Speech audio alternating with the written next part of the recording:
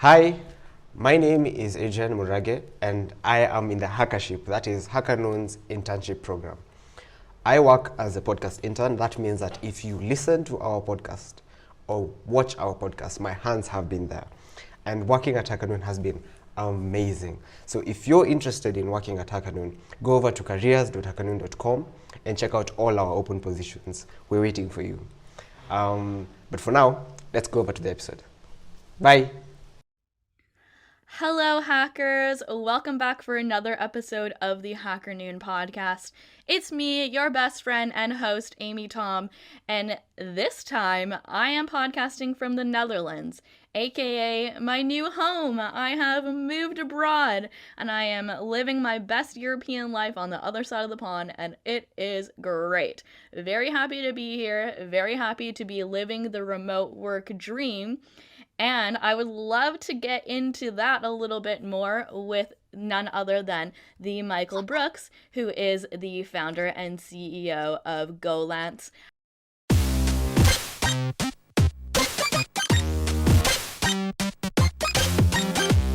HackerNoon Podcast. Hi, Michael. Welcome to the podcast. Hi, Amy. Thank you for having me as part of the program. I appreciate it. Where were you before Amsterdam? I was living in Vancouver, BC, where I have lived my entire life. And I have tried to move abroad several times in my life. But for pandemic reasons or another, essentially, I've never been able to make it work. But it's always been my dream to work abroad, work remotely, do that whole thing, get into a new culture. So I'm super excited to talk to you more about remote work and why that's like so cool and so important and such an up and coming thing. Cool. Thanks. Thank you.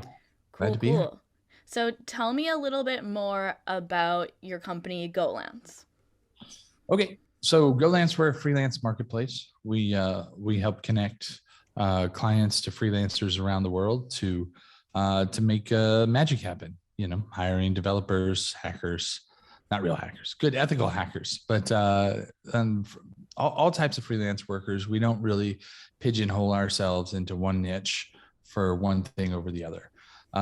We started about 7 years ago. And the reason why I started was because I had another software company that I developed, a subscription billing company, and I was just about ready to exit it and let some of the other partners take over. And I was looking at what I wanted to do for the next 40 years. I was like 36 at the time, about 7 years ago. It's just aged myself. I'm probably old enough to be your father, basically, is what I'm saying. Like, as I'm starting to digest that conversation as I say my that reality, as I say my age, old young lady, as I say my age and experience. But so I was like, well, what if I was going to do one thing and just commit to one thing for one business, to grow one business for the next 40 years, which puts me at like 75, 76 years old, which is when, you know, I'd probably want to slow down. I think, who knows? But just with that in mind, what would I want to do? I remember back during the whole 2008 financial crisis, really it was 2009, 2010, we got crushed. Our other software company got crushed, and I had to let go of a huge staff, and I had like 50 people in a swanky office in Newport Beach, and I'm walking around and kind of overlooking everybody and staying everybody's shoulder and trying to do the full Michael Scott, put on events and, you know, like Halloween costume parties. But, you know, none of that meant anything when the money ran out and when I couldn't keep it going. So I had to let people go, which was painful. I hated it. I absolutely hated that process.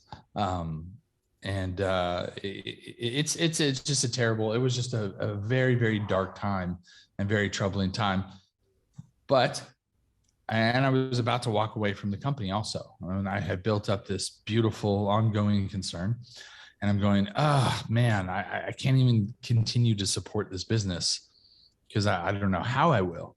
But I needed people to work. And so I posted an ad on a job on a different work platform that's no longer exists. A big monster that combined with another monster, and they're the biggest monster. But that's okay. I don't need to say advertise my competitor. But at the time, I posted a job there, and I found someone, and he's still with the company today. He's now the CTO of the company, and you know, it made it so that I'm like, okay, wait a minute. I've got this office that costs so much. I've got all this parking and all this and all these people and staff inside.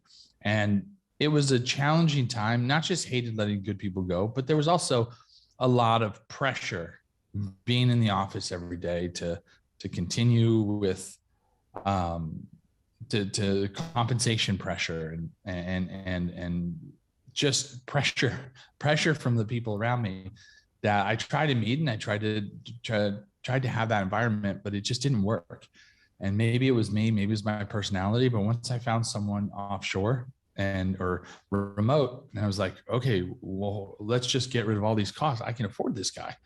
Like, and I still paid him fair, and it was good. It was a really good value. It was good value for us, and it was good value for him. And he's made a lot more now. Now I hope he is very happy, but it was just a massive value, and it really saved us. And it was like, okay, that saved the business. And from that, I was like, well, what else can I do remote? So I started posting other jobs and finding other people. And as we'd grow, I'd go, okay, well, no, let's not hire somebody. Let's try to get a freelancer out of this, because this seems to work well. We had our share of issues with that. And we had our tuition where we kind of went to the wrong places, worked with the wrong people, but we were able to course correct really well. And stuff I'd get away with, I'd never be able to get away with anybody. And I know not everybody likes a time tracker, right? But clients really do. And it's a great way to start. And like now, I really just use it for like the first 6 months. Being able to see those screenshots, course correct, watching people's work and saying, hey, are they really integrating into our culture? Are they really be able to work, whether or not they're being looked over? So at about 7 years ago, I had that other software company, subscription company, Response CRM, which is like an e-commerce subscription billing company. And I have that to a point where I'm like, okay, I don't need to be here anymore. The other partner's taking over.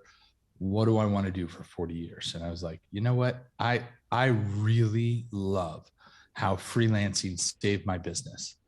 How I don't know what I would do if it wasn't for this type of environment.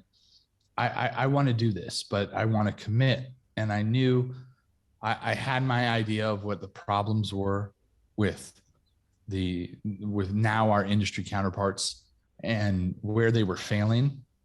And I looked at it and I was like, I think I could do better there.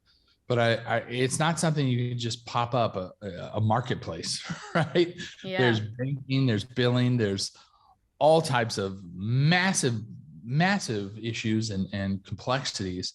So it's like, if I do this, I'm going to commit, and it's going to be a 40-year commitment. So I'm 7 years into that 40-year commitment. That's how it's really, I mean, when you take a look at what you can commit to for 40 years, you make different decisions. And that was one of the benefits of that I kind of got lucky and fell into. It was more of dude, I know how much of a commitment it is to jump into to building a business. And there's kind of like a curve too, right? Like right. For most entrepreneurs, they found it, and like they get in, they're all excited, they're ramping up, they got dollar signs in their eyes, and they push and push and push, and then they're dealing with customers and they like it, and then after 4 or 5 years, they're like, this is my life now. They say, why work 40 hours for someone else when you can work 80 hours for yourself? And it's really true. But I like working, and I enjoy putting in that extra effort and putting in that extra intensity time. But I wanted to fully commit to something, and that's how I started goLance, because this is a space that I could fully commit to and give myself fully to, and that was that. Right. Okay, so take me back to the time when you were just starting out with goLance and you've made this 40-year commitment and you're all set up and ready to go. How many times did you have to pivot? What was it like when you first started? Take me through that process. It was a challenge. I mean, when I think of first starting, right, as an entrepreneur, I think of the capital, right? I think of putting everything on my credit cards to build a business. I think of all the loans that I took from family and otherwise, and to build the company, and it was much more high pressure than it is now. So first thing I did is I went to all the people that I've been working with for years and friends, and I said, "Hey, I've started this business. I know you guys are working on these other platforms. I'm going to work to get you jobs, but I want you to work on our platform." And they're like, "We don't care which platform we work on, just get us jobs." I said, "Great. It's also going to cost you less than the other platform." They go, "Okay, great." So we had a really good dev team. I spent when I first designed the initial like mock-ups of the platform, I spent 4 days where I was sleeping on the couch an hour at a time, getting up, mapping everything out. And then in my garage, like you could walk in my garage and it was like a scene from Homeland, and like there's like ties going back and forth and everything. And if you click here, it goes here. I mean, it was just a different way of mocking things up, but I really got into the design, into the site. In fact, I was going so hard at the time that I stopped and just like wrote a parody song for my friend. He's an attorney, and I like wrote a parody song for him, and it was totally ridiculous. It was like something I needed to do to get my mind off of like just being in it. But then I haven't had TV in years. And said I would take frequent walks, but other than that, I really needed. I just remember going, I just need to do something besides this for a minute, and so I wrote and like had this whole parody song for a buddy. But that early time was very hard because I put literally everything I had into it, every dollar I had ever made, and a lot of them that I didn't have, and I just pushed, and then we kept that way. I kept pushing like that for a few years, like 3-4 years, just kept pushing the team, pushing everybody. And I started to see that I was burning people out and I didn't need to anymore. We had gotten to a place where I didn't have everything on the line anymore. And I was still, I was seeing the effects on the people and then the people I worked with. So I started saying, okay, I've got to take a step back. And I've got to get some support, some fresh eyeballs that are not constant startup mode. And when you think startup mode, you can still be creative. Like when I think of startup mode, I think you're about to go broke, right? You need to get this done or everything's going to fall apart. And that was a condition of the business in the very early years. But once we passed that, I had to reteach myself to rewrite for foundation, rewrite to, okay, these people that work here, they have other lives, they're not lunatics. That's okay. They're doing good work. Let's take a breath and, just and really try to focus on a healthy output and putting good sprints together. And, I had to bring in other people and other support and help to do that. And thankfully we have that now. And our team is much more appreciative of like our other team members that help manage and develop our sprints and our roadmap and not having to deal with what we did at the beginning, because at the beginning it was a lot of pressure. But you kind of have to, right? Everybody's got the curve, right? Either you've got the curve of, oh my God, everything's great. And then there's bumps and bruises, or you have the curve of, I'm pushing. And then you pull back and you go, okay, we don't have to push that hard. Let's enjoy putting good, healthy work day in. Yeah. Do you usually put good, healthy work days in, or are you going full 80 plus more hours a week as the founder CEO? To answer that, I don't have a usual of anything. Mm. I'm Mm. I'm more I'm more usual now, right? Because there's always another project to tackle. There's always that. I, the same type of intense work, no, but I'm always thinking. But it's a loving at this point. It really is, and it's well, let's think through this. Let's map this out. But I've kind of put my life into different categories, majors and minors, right? So I've got the like I've started to do more work, but not necessarily in the business, more on the business and just on the architecture of my life so that I can be better for the business. Right. Because who I am now or who I was 7 years ago is not healthy to the business or the rest of my life for now, right? So I'm looking at going, okay, what's important, right? goLance, my family, my household. Okay, let's make those my two primaries. And then I have two majors and I've got three minors.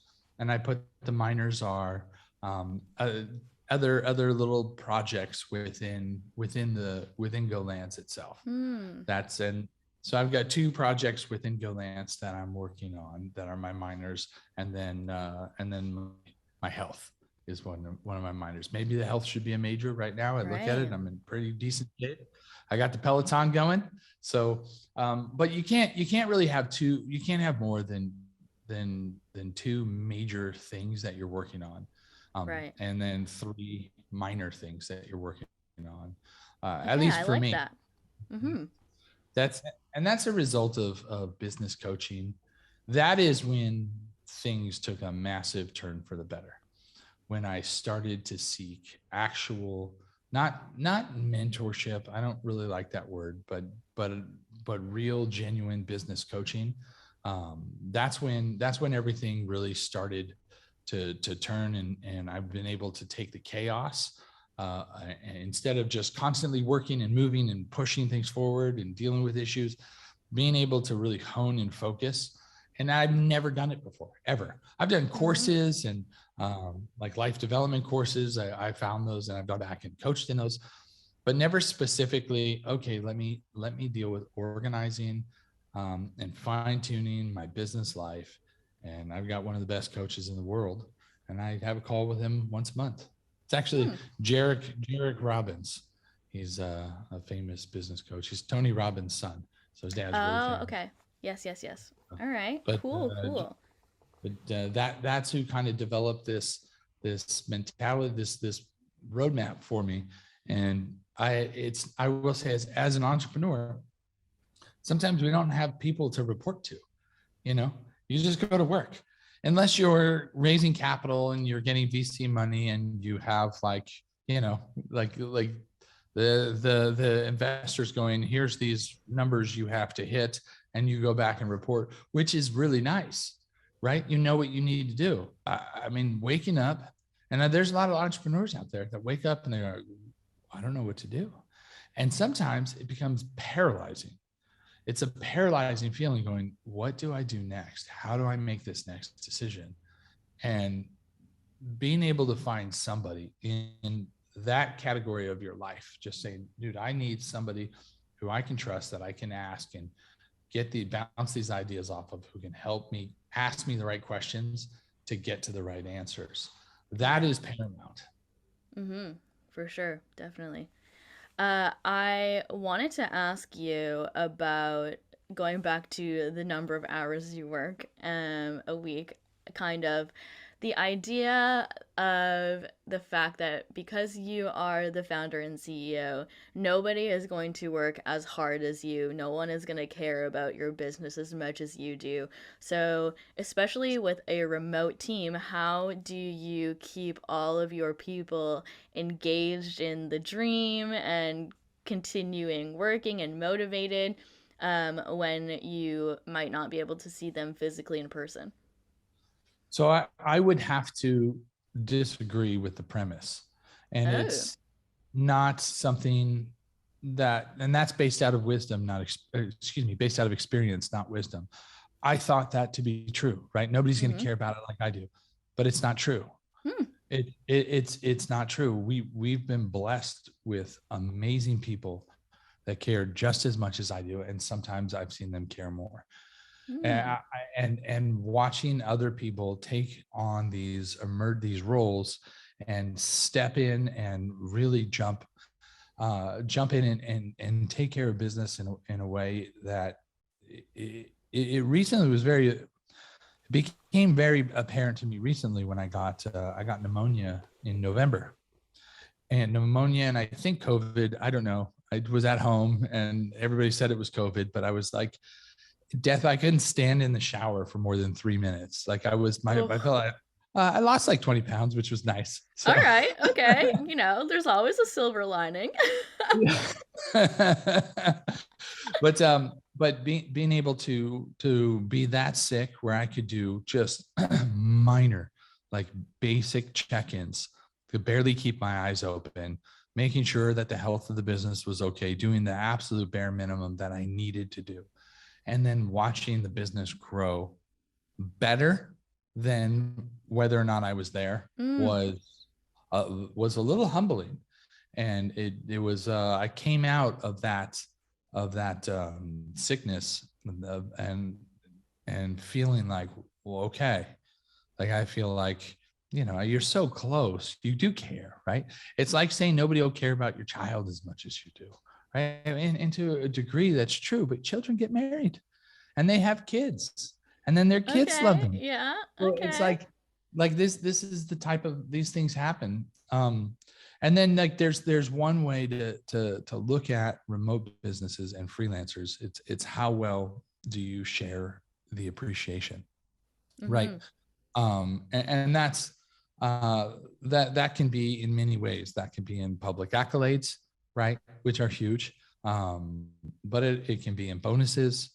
Hey, we had a good quarter. Here you go. Or it can be in things like stock options and that type of stuff. And that's something that we're breaking barriers with now, and we never needed to. Like this isn't something that was, mostly startups do that to acquire and get and maintain good talent.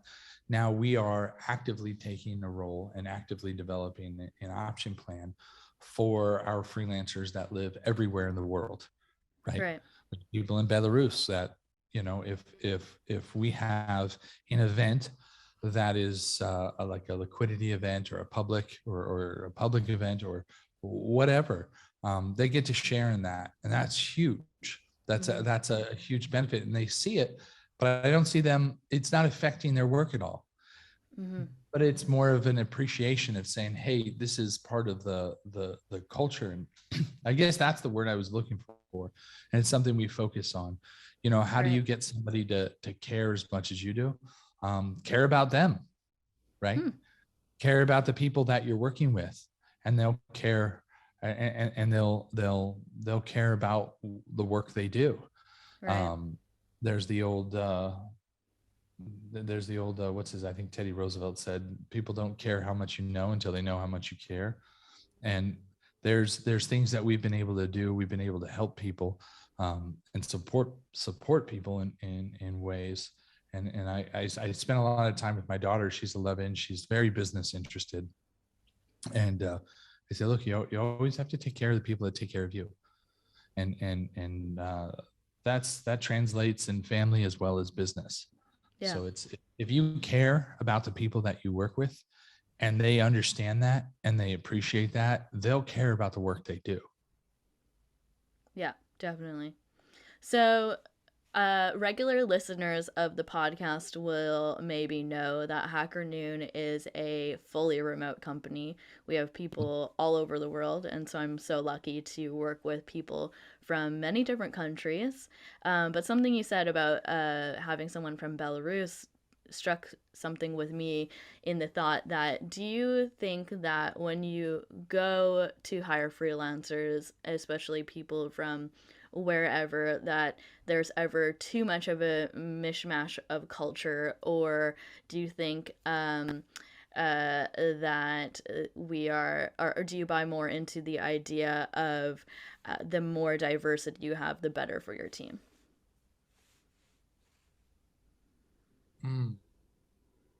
So I can agree with both. Yeah.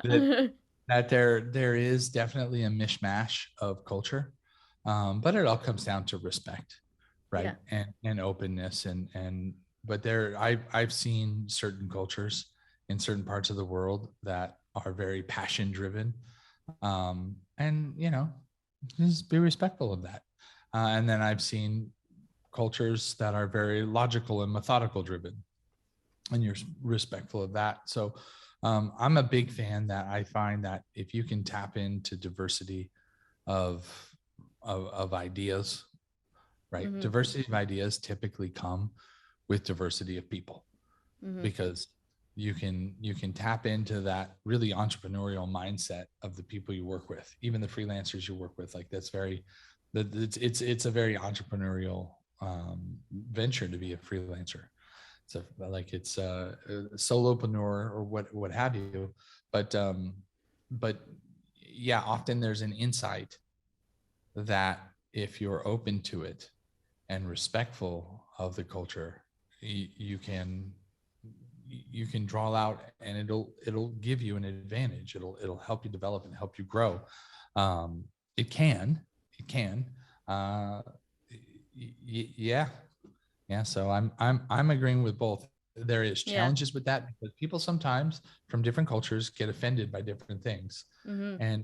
But that's where the culture of the company, the culture of the business that you're working in, that's where that takes over, right? So there's the culture of this person over here, and there's a culture of this person over here, but then there's a culture of the business where they meet up. Yeah. So you bring people out of their cultures and you bring them into your culture, and they bring their culture to the business culture. And if the business culture is one of openness and respect, and then you have then you have the opportunity to make something beautiful.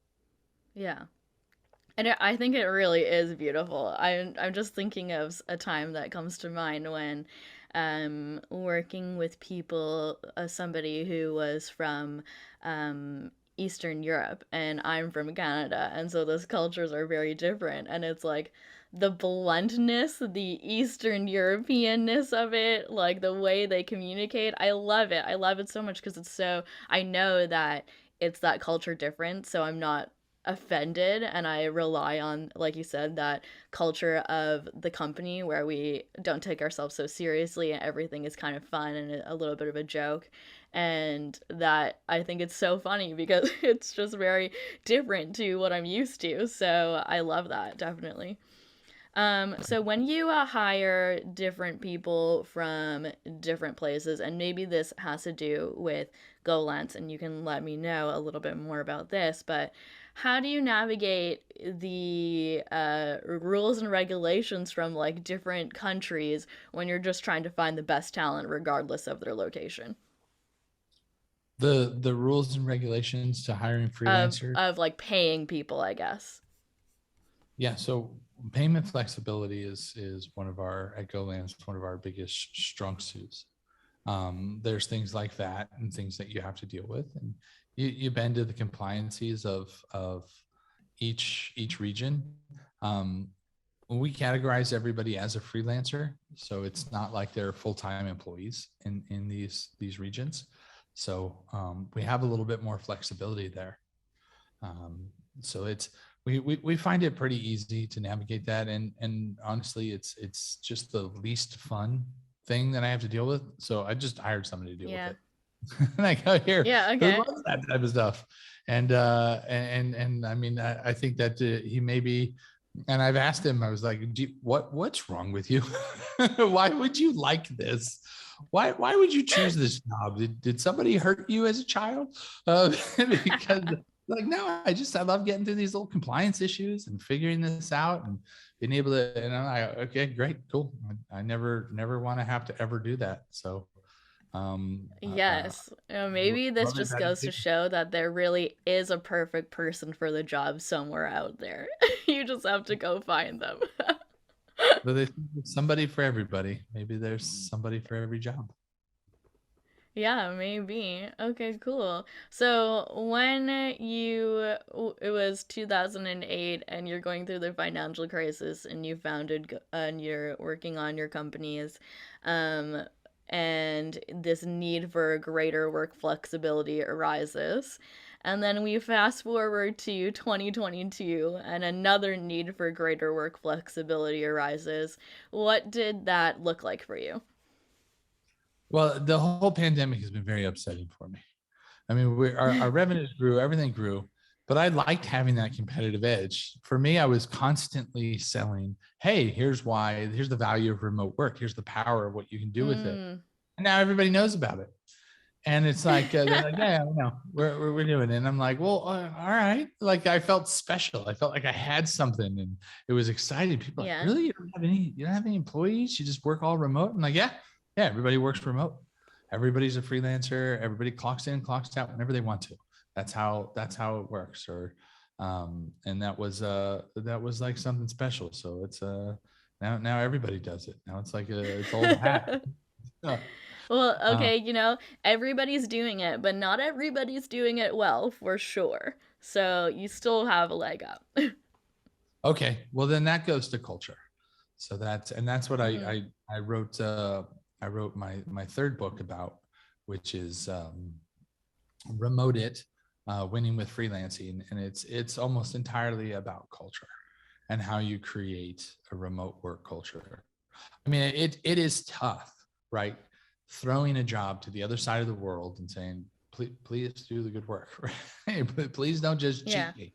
And so we built the time tracking tools and all the the work diary, and you can measure results and measure how much each thing is cost. And that's great for measurement. It's great for course correction. But you find that there is good people all over the world. And you can be Hmm. just as hurt by somebody in the office as you can by somebody in the other side of the world. So of course you have to take the appropriate security measures, right? That's a given. But you also have to have some faith and some trust. And it was a leap of faith.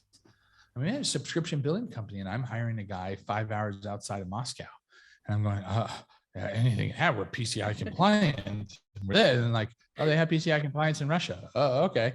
And it wasn't until I started going to these countries and meeting with people, which was awesome. So if you like to travel, Oh, cool. Yeah. then it's like doing these little setups. I actually got I couldn't go. I don't know if I still can. I got kicked out of Belarus. So I flew from Minsk, Belarus to Moscow, and I had visas for both country, but apparently, according to the law there, you have to leave the country and then go to Russia, because they're open borders between the two of them. Like anyone would know this, right? Like, and they didn't tell me that. They just detained me and then put me in a room. And they're like, yeah, you got to leave. I'm like, can I go downstairs, just buy a ticket? They're like, no, you can't leave this room until you have a ticket. I'm like, okay. So I called one of my freelancers out, and I'm like, dude, you got to get me out of here. So he drove down to the airport, bought me a ticket. Oh And my then when we gosh. walked in the room, they're like, all right, you're leaving. And anyway, so they had like 4 guards escort me to, like, I'm this big, terrible person. Like, I'm like, guys, I'm just, okay, sorry. And they didn't tell me what I did wrong either. I had to like hire a lawyer to go and find out that I flew from one country to another. So anyway, that was my big mistake, but I couldn't go to Belarus. And I used to go often because we have a lot of people we work with there. And we have a lot of people, other areas of Eastern Europe. So I'd kind of go make the rounds. So I rented a place in Lithuania, a giant farm, a giant house. And then I got a bus and brought everybody I worked with out there. And so that was like a really fun, cool cultural event. Wow. So I do think that if you can meet up with people, right, either let them fly to you or Yes. fly to them. Yes. It's so worth it. But there are people that I have worked with for years that I love like a brother, but I've never actually shook their hand. I've never got to sit down and have coffee or a meal with them, and that's Yes. it's impactful. But it's on the books. I mean, it's like, okay, if there wasn't COVID, I used to travel a lot more, but now it's become a lot more difficult. But Yes. yeah, that's Wow, on. okay. I feel the exact same way. I want to meet everybody that I work with so desperately that I traveled to Serbia earlier this year. I am triple vaxxed and I did everything that I needed to do, but I went to Serbia this year, to small town Serbia, to meet one of the other Hacker Noon employees because I really just wanted to meet her in person. And it was delightful. And again, like the culture is so different. It's so much fun. We drank brandy in the morning because that's what you do in Serbia apparently Yes. to increase your blood flow. And so every morning I wake up, I open my laptop, have my little shot of brandy, and we're ready to go, just working. And it was great. Really? You Yeah. did the branding in the morning and it didn't slow you down? Nope. Just a little shot of brandy, a little sip. Well, it's like having a morning coffee, except brandy. And that's how we worked all day, and it was great. So, yeah, I love the remote life, and it just opens up so many fun new opportunities. It's crazy. And how cool is that you get to experience these other cultures? Yeah. And I don't think you really understand a culture until you've worked with people in the culture. It used to be you don't Yeah. understand a culture until you've gone somewhere and worked there, and then you really or maybe did understand things that way. But now you get kind of a taste of it. You get like a vibe of it Yes. while you're working remotely, and then you go there. All right, brandy in the morning. Okay, gotcha. Did Yep. that stick? Right? Are you still doing the brandy in the morning? Did you bring that back to Unfortunately, I've Amsterdam? moved back to coffee, but I should probably give it a go again. I was vibing with it. It was nice. All right, awesome, Michael. Well, thanks so much for coming on the podcast. I really appreciate it. I love the remote work life, and I hope that this is here to stay forever. If we want to find you and what you're working on online, where can we look? I would just go to goLance.com. That's our website. That's where we work at goLance. Sign up account, and if you want to chat with me, just go on our little chat and say, "Hey, I heard Michael talking with Amy. Here's my email," and then and I can reach out from there. All right, sounds good. I will put that link in the show notes. Thank you very much for listening to this episode of the HackerNoon Podcast. And if you liked it, don't forget to share it with all of your friends and give me a cute little 5-star rating wherever you're listening. Would really appreciate that. And if you want to find HackerNoon, you can go to HackerNoon on all of the social channels: Facebook, LinkedIn, Instagram, Twitter, whatever. And visit hackernew.com to read more articles about technology. And until next time, stay weird, and I'll see you on the internet. Bye!